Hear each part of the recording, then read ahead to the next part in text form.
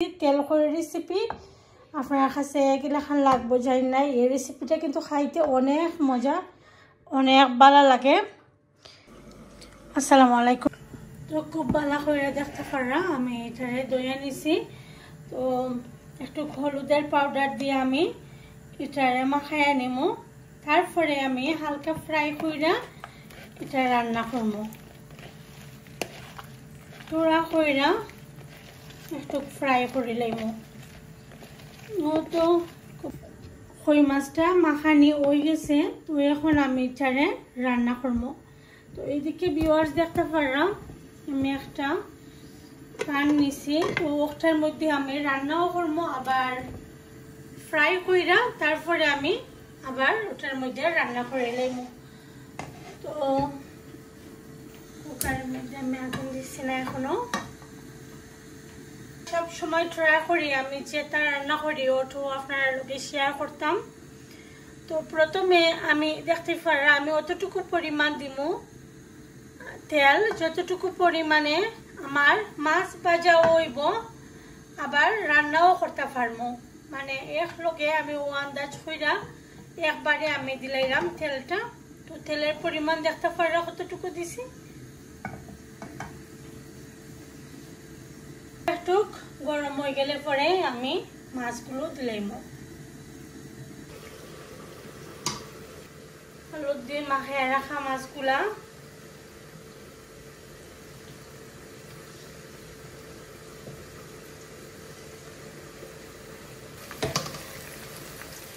এখন আমি ঢাকনা দিয়া ঢেকে রাখি দিলাম। ও তো ভিউয়ার্স আমি সবগুলো মাছে উল্টিয়ে দিলাইছি, দেখতে পারছেন। তো এখন অন্য সাইড হয়ে গেলে পরে আমি এটারে রান্না করবো। আর আমি তো ভিউয়ার্স দেখতে পারে আমি কই মাছটারে এখন তুলিয়ে নিমগি। কই মাছ ভাজা হয়ে গেছে খুব সুন্দর কইরা। সবগুলো কই মাছটা আমি আস্তে আস্তে তুলিয়ে নিমগি।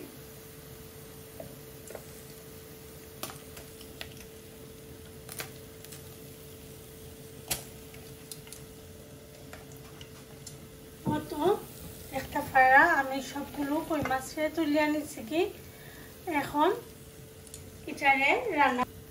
তো ভিউয়ার্স দেখতে পারা ও তেলের মধ্যে আমি কারিটা রান্না করবো। তো আমি পেঁয়াজটা দিলে গেলাম। বিসমিল্লাহ।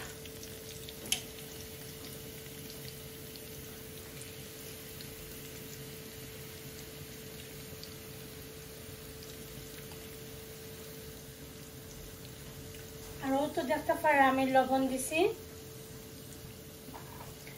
এখন এটারে আমি নাইরা দিলাইমো আর ঢাকনা দিয়া ঢাকা দিলাইমো। যত সময় পর্যন্ত পেঁয়াজটা ভালো করে সফট হয়েছে না ততটুকু সময় পর্যন্ত এটারে আমি ঢাকনা দিয়া ঢাকা রাখি দিব। আর বোনার মধ্যে অনেকেই ভাবতে পারেন যে তেল বেশি হইব। বোনার মধ্যে একটু যদি তেল না হয় আবার ভালো লাগে না, একদম কম তেল হইলেও মজা লাগে না। আর আমি যে কই বোনাটা করবো এটার এখন তেল কই রান্না করাম আসলে। তো আশা করি আপনার কাছে ভালো লাগবে রেসিপিটা। দেখতে থাকুক ভিউয়ার্স। এখন আমি ঢাকনা দিয়ে দেখতে রাখতে দেব।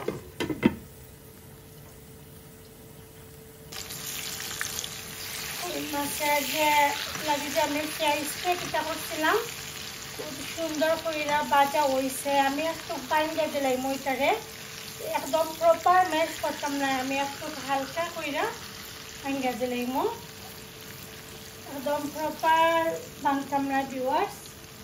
হলুদের পাউডার একটু কমাইয়া দিব কারণ মাছ ফ্রাই করে সময় দিছিলাম। তো 1 টিস্পুন থেকে আরো কম দিছি। ধনিয়া পাউডার দিলাম আমি 1 টেবিল স্পুন। মরিচের পাউডার দিলাম আমি 1 টেবিল স্পুন দিয়ে আরো তুলে একটু দিব। একটা পারা কতটুকু পরিমাণ।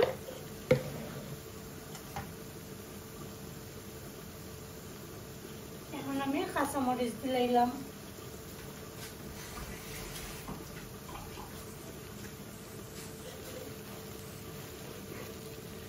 তো ভিউয়ার্স মিক্স করে নিলাম গিয়ে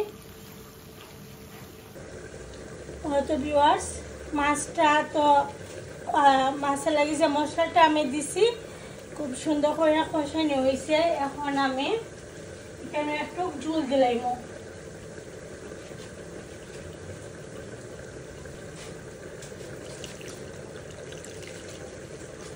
হয়তো দেখতে পারা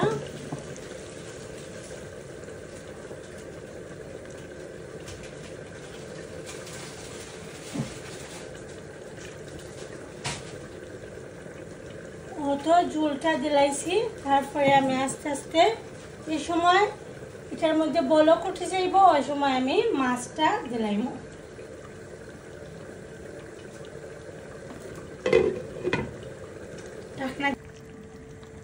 আর এটা তো ফ্রাই করা মাছ অলরেডি বেশি সময় এটারে কুক করা রাখতো না জাস্ট খালি মশলার লগে এটা একটু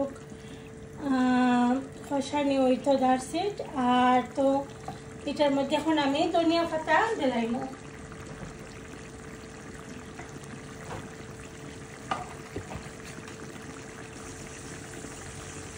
এটার মধ্যে আমি কয়েক পিস টমেটোরে খাইটা ওরকম করে স্লাইস করে দিলাইলাম দেখতে পারা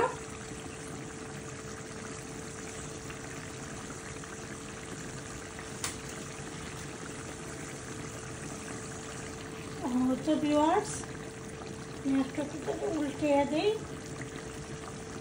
তাহলে মশলাটা দুই সাইডের দিকে লাগবো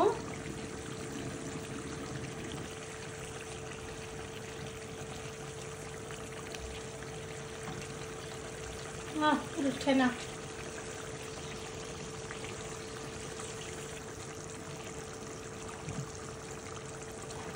এখন আমি একদম ধনিয়া পাতা দিয়ে রাখি দিলাম গার্ডেনের ফ্রেশ ফ্রেশ ধনিয়া পাতা যেটা আমার কাছে অনেক অনেক প্রিয় ধনিয়া পাতার ঘ্রাণ আমার কাছে অত বেশি ভালো লাগে করবার মতন না ভিউয়ার্স অনেক ভালো লাগে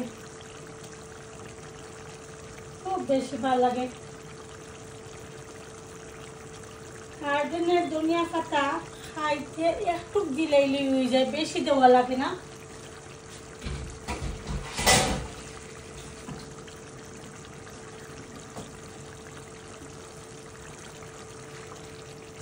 তো